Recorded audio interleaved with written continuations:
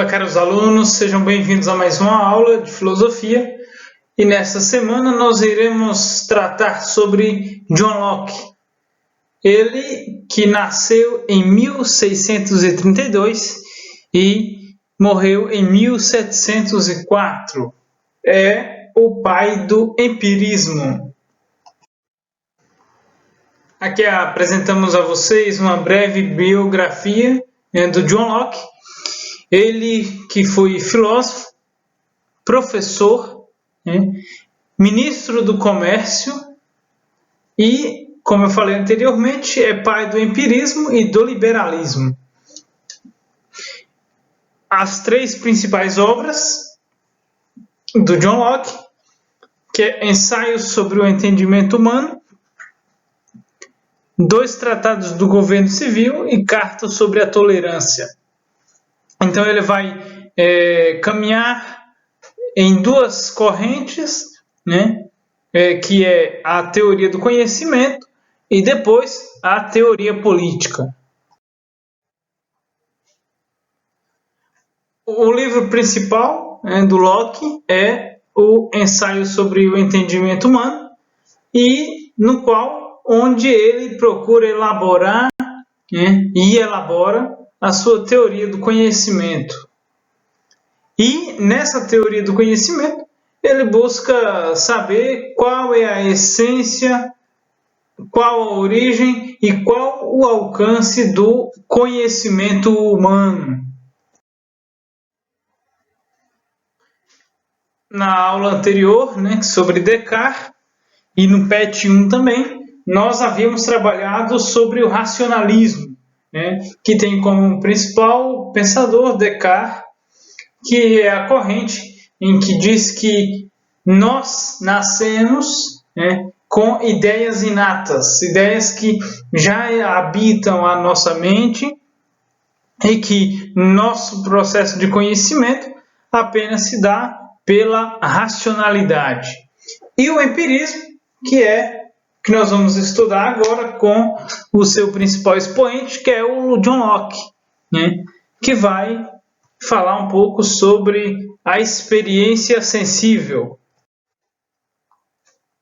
Como vocês bem sabem, o racionalismo é a corrente em que vai dizer que o nosso conhecimento, as nossas ideias, elas derivam da nossa racionalidade,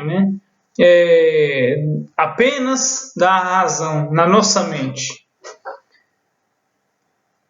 E depois disso, o nosso conhecimento é transformado na prática, colocado na prática. Já o empirismo de Locke vai criticar essas ideias inatas de Descartes. Segundo Locke, a alma é uma tábula rasa, é uma tábua em branco, uma folha em branco, sem inscrições. E para Locke, o conhecimento ele começa apenas e a partir da experiência sensível.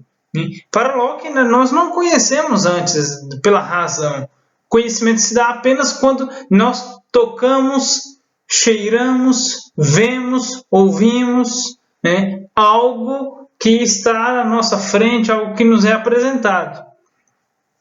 Locke diz que se houvesse ideias inatas, as crianças já nasceriam com elas.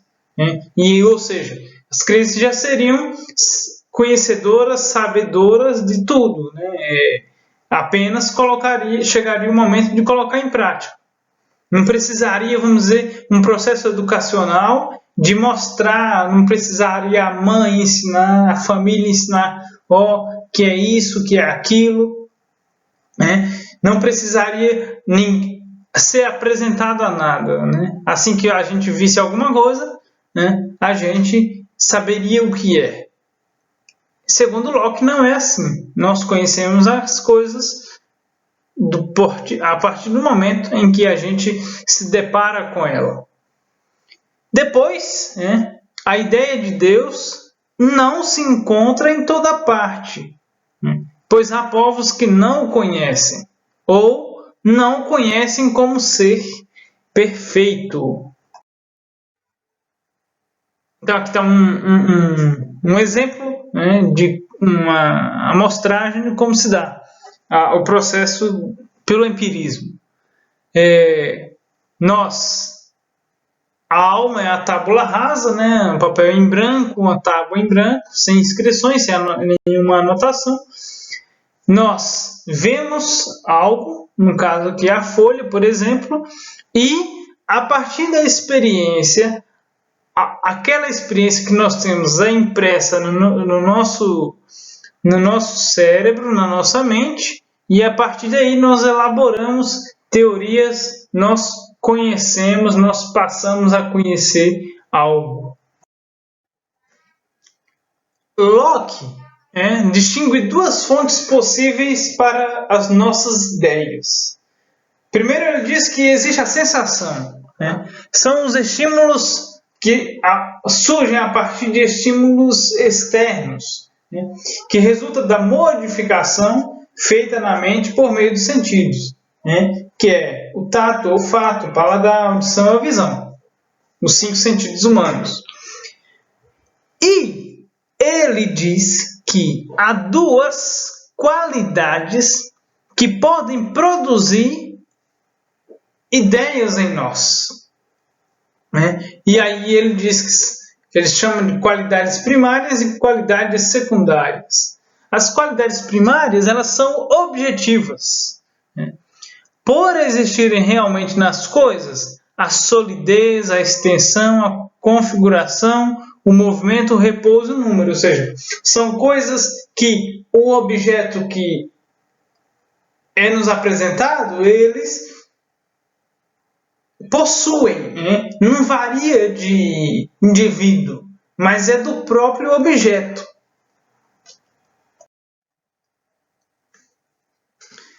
Aí está um exemplo das qualidades primárias. São qualidades que pertencem ao reais do corpo. São qualidades reais do corpo. Novamente, solidez, extensão, figura, número, estar, repouso, movimento. São qualidades objetivas, que todos percebem. Elas não variam de indivíduo para indivíduo. Todos que verem aquele objeto, por exemplo, no caso da maçã verde, todos verão que ela é redonda, que ela possui uma pesagem, que, no caso, aqui nós estamos vendo uma unidade, que ela está parada, está em repouso, que ela é dura, que tem um talo, que também é duro, e que tem um formato arredondado. Todos vão perceber essas características. São características próprias do objeto. Elas não variam de indivíduo para indivíduo. Agora, as qualidades secundárias, que aí nós vamos conhecer daqui a pouquinho, mas eu vou apresentá-las para vocês um pouco já, varia de indivíduo. Cada indivíduo vai perceber se ela é azeda ou doce, se ela é amarga, se ela tem muita água ou não. Mas são de indivíduos, são as qualidades secundárias. Aqui então nós conhecemos as qualidades secundárias, que elas variam de sujeito para sujeito, podem ser relativas e subjetivas, são cor, som, odor, sabor. Essas características variam de indivíduo para indivíduo, ou seja, por exemplo, tem indivíduo que vai perceber que é daltônico, que vai perceber que a cor verde da maçã é outra cor. Vai ter indivíduo que perceber que a maçã vermelha, por exemplo, é outra cor. Mas cada um, ou então tem a tonalidade do vermelho, cada um vai dizer que é vermelho escuro, vermelho claro, vermelho vinho, e por aí vai. Então, tá vendo? Vejam que ela varia de indivíduo para indivíduo. O sabor, tem gente que não gosta de maçã porque ela é doce, ou tem gente que acha ela meio salgada, tem gente que acha que ela é ruim. Então, varia de indivíduo para indivíduo, né? E a reflexão, que aí é originária dos dois processos, da sensação, das qualidades secundárias, das qualidades primárias, se processa internamente, né? É a percepção que a alma tem daquilo que nela ocorre. Então, a reflexão é tudo o que acontece na mente e que a alma reflete tudo aquilo que aconteceu. Só que, muitas das vezes, a reflexão ela fica reduzida à experiência interna do resultado da experiência externa produzida pela sensação. Ou seja, às vezes, e muitas das vezes, o que a mente processa, o processo de reflexão que acontece na mente, é o que foi, o que aconteceu, né? O que a mente experimentou da sensação produzida pelo ambiente externo. Então vai ficar gravada na mente, por exemplo, se algo é ruim, se algo é doce, se algo é azedo, se algo é amargo, né? E por aí vai.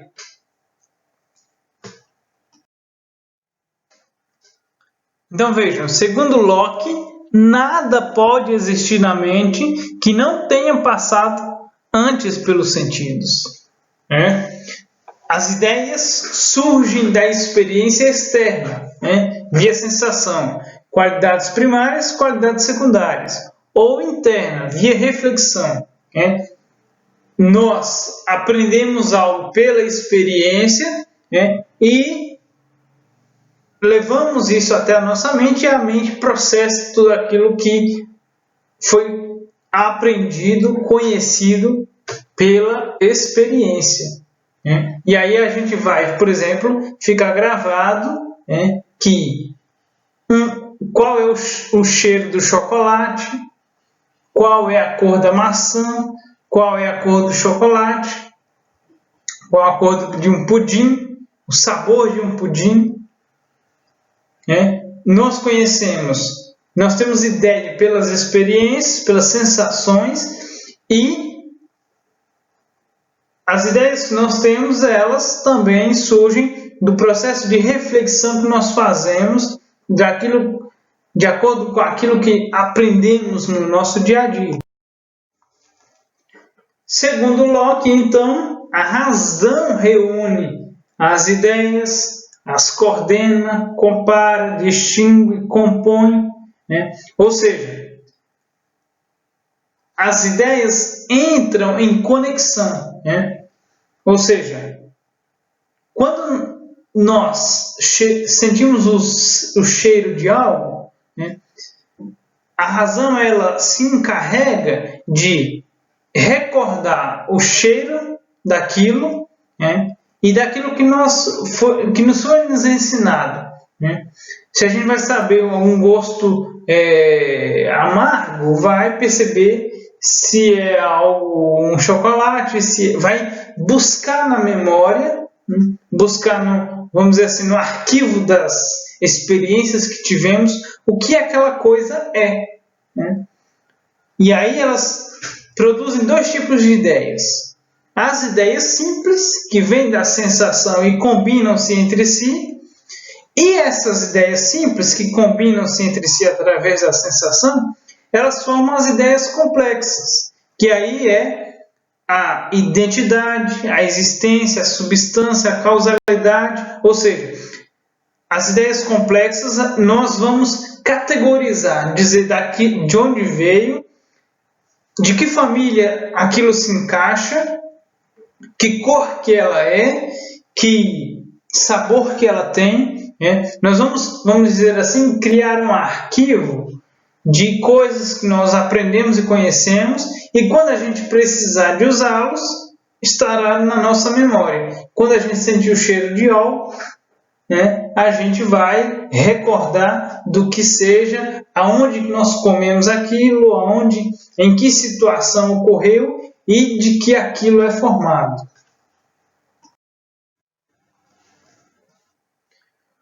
Como o intelecto constrói essas ideias, né, não se pode dizer, como os antigos, que conhecemos a essência das coisas, né? Nós conhecemos as características de algo. Ou seja, por serem formadas pelo intelecto, as ideias complexas não têm validade objetiva. São apenas nomes de que nos servimos para ordenar as coisas. Lembrem-se que as ideias simples são aquelas formadas pela sensação. E as ideias complexas são as características que nós atribuímos a algo. Né? A situação em que nós comemos ou vestimos ou nós nos deparamos com aquilo, que sabor tem, né? O que aquilo nos representa. Então, por exemplo, geralmente se a gente come ovo de Páscoa, é guardado na nossa mente que o ovo de Páscoa apenas se come na Páscoa, né? Então, nós criamos categorias para... Nós vamos dizer assim, nós criamos um catálogo de coisas, né? De coisas que são usadas em determinadas épocas ou não, e por aí vai. Nessa citação, Locke diz: o conhecimento consiste na percepção do acordo ou desacordo de duas ideias. Parece-me, pois, que o conhecimento nada mais é do que a percepção da conexão e acordo ou desacordo e rejeição de quaisquer de nossas ideias. Ou seja, para Locke, o conhecimento ele se dá quando há uma conexão, uma uniformidade das ideias, né? Ou até mesmo uma rejeição, uma desunião, um desacordo de algo que vem à nossa mente, né? É a partir daí que se dá o processo de conhecimento, né? Ou seja, a gente percebe que algo deu certo quando há as ideias conexas, né? E quando algo não dá muito certo, a gente também conhece que daquela forma não dará certo, né? Não dará certo. E para Locke há uma coisa que ela é imediata em nós, né? Que é a intuição, que ela surge do acordo imediato das ideias. E aí ele diz o seguinte: sabemos de forma intuitiva que algo existe desde a eternidade, pois se não existisse, o início teria de vir de alguma outra coisa. Ou seja, para Locke, a intuição de que algo eterno deve existir é característica do ser humano, né? Nós, pela nossa intuição, temos a certeza de que algo eterno existe. Deve existir, né? Pois que nada é originado do vazio, né? Locke ele continua dizendo o seguinte: por certeza intuitiva, sabemos que o puro nada, né, o vazio, né, não produz um ser real, ou seja, não produz objetos, não produz experiências físicas, não produz. O vazio não produz a gente, né, ou qualquer outra coisa. Ora, se os seres reais não existem desde a eternidade, né? Nós somos finitos, imortais, nós somos mortais. Esses seres reais devem ter tido um começo. E o que teve um começo deve ter sido produzido por algo.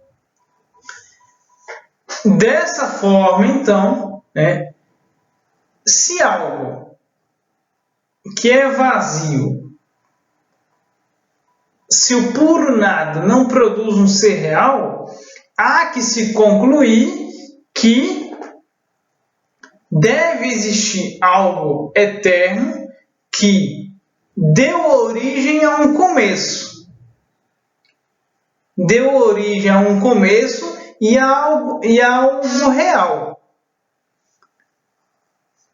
Esse algo real, ele não pode ser produzido por algo que não é eterno.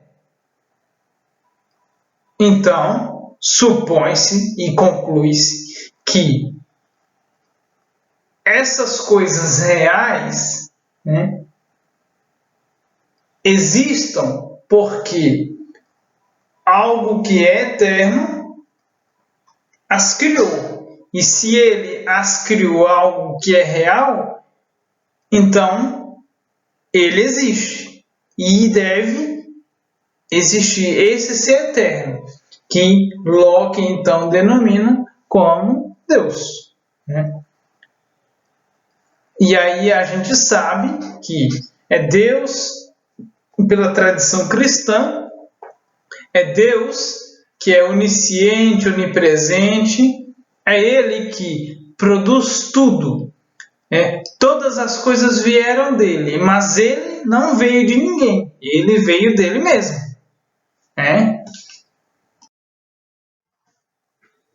Bom, gente, então eu espero que vocês tenham percebido o seguinte: o racionalismo é a corrente que mostra-nos que o conhecimento, tudo, se dá pela racionalidade.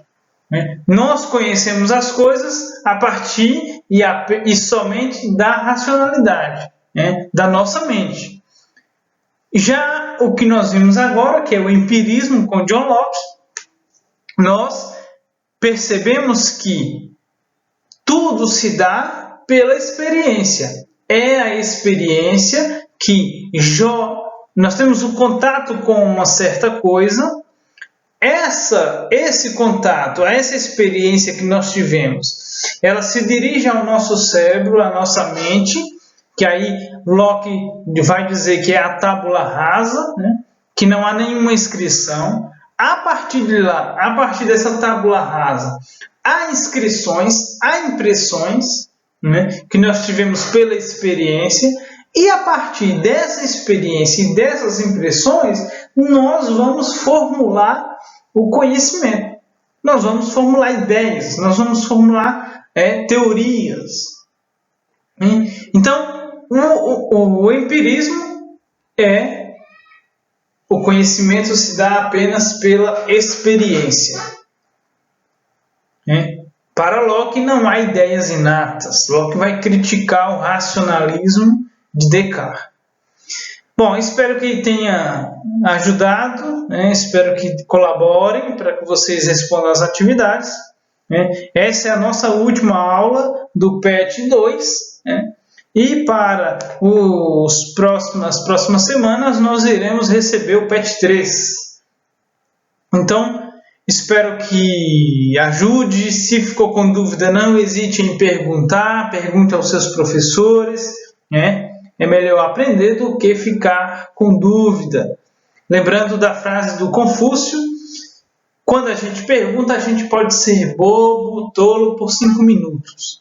Mas quando a gente não tira dúvida, a gente é bobo, tolo pelo resto da vida. Então, não deixem de perguntar.